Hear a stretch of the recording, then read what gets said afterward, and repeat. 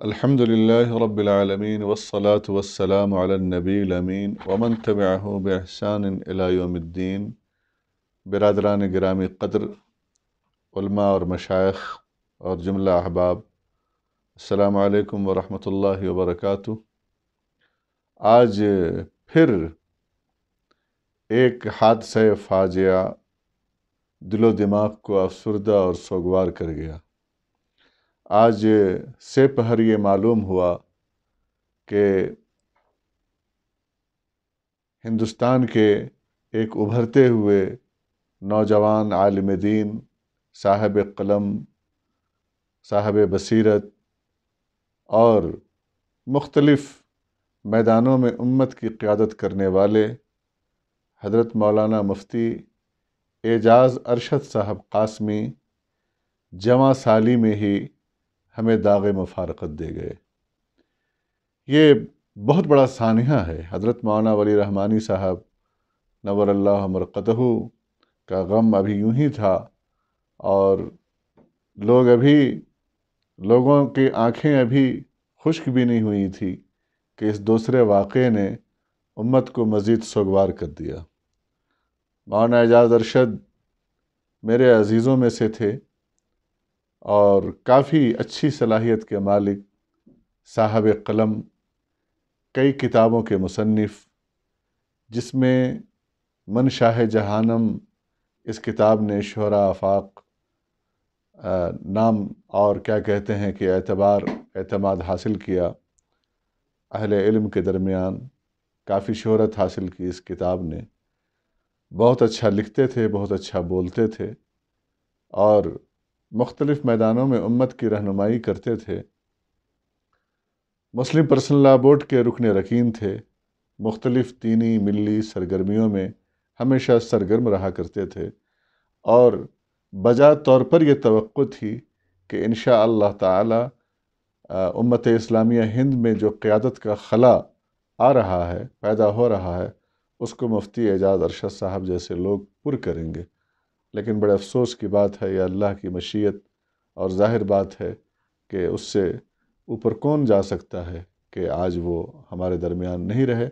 میں ان کے اہل خانہ سے، ان کے والدین سے، ان کے بھائیوں، بہنوں، بچوں، تمام رشتہ داروں سے میں تعزیت کرتا ہوں۔ ان کے غم میں برابر کا شریک ہوں اور دعا گو ہوں۔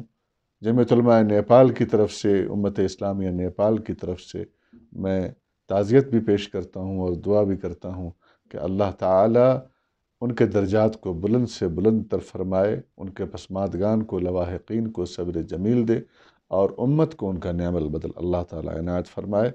اسی کے ساتھ میں اپنے یہاں نیپال کے احباب اور جملہ مسلمانوں اور تمام قومی ملی کاموں سے وابستہ اور عام لوگوں سے ہی میں درخواست کر رہا ہوں کہ یہ کرونا وائرس کی جو دوسری لہر ہے وہ کافی خطرناک ثابت ہو رہی ہے۔ اس لیے میں آپ حضرات سے انتہائی سنجیدگی کے ساتھ یہ درخواست کر رہا ہوں کہ اس سلسلے میں جو حکومت کی دی ہوئی احتیاطی تدابیر ہیں اسے اختیار کریں۔ یقیناً کچھ مشاکل آئیں گے، رمضان المبارک کا مہینہ ہے، لیکن ان تمام چیزوں کو انگیج کرتے ہوئے آپ حکومت کی احتیاطی تدابیر اور حکومت کی دی گئی ہدایات پر سختی کے ساتھ کاربند رہیں۔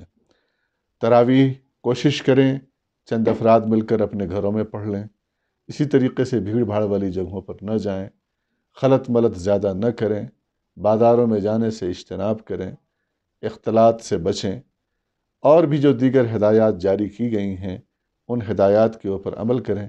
رمضان المبارک کے اس مقدس مہینے میں جو اعمال ہمیں کرنے تھے، جو کرنا ہے، ان سے دریغ نہ کریں۔ تراویح، نوافل، اور بالخصوص یہ مہینہ تلاوت قرآن کا ہے، یہ مہینہ ہی قرآن کا ہے، اس مہینے میں قرآن نازل ہوا ہے، اس مہینے میں زیادہ سے زیادہ قرآن مقدس کی تلاوت، اور اسی طریقے سے انفاق فی سبیل اللہ۔ اپنے پاس جو بھی 2 پیسہ میسر ہے، ان 2 پیسوں میں غریبوں، فقراء اور مساکین کے حق کو سمجھیں، انہیں ادا کریں، اپنے پڑوسیوں کا خیال کریں۔ وہ پڑوسی مسلمان ہو تو بھی، غیر مسلم ہو تو بھی، آپ کے حسن اخلاق سے، آپ کے اخلاق فاضلہ سے اور آپ کی مروت اور رحم دلی ایثار اور فیاضی سے وہ محروم نہ رہے۔ اسی طریقے سے اگر حالات دیگر گوں اللہ نہ کرے ہوتے ہیں، نامساعد باتیں پیش آتی ہیں، تو اس پر صبر و شکر کریں، کیونکہ یہ صبر و شکر کا مہینہ ہے۔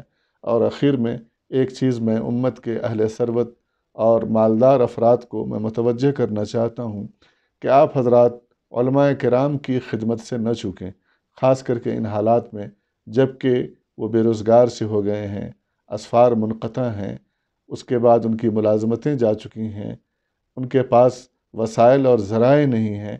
ایسے میں امت کے صاحب ثروت افراد کی ذمہ داری ہے کہ وہ اپنے علماء اور مشائخ اور ان افراد کی خدمت کریں جو امت کے کاج سے لگے ہوئے ہیں اور اپنی زندگی کو امت کی خاطر لگائے ہوئے ہیں۔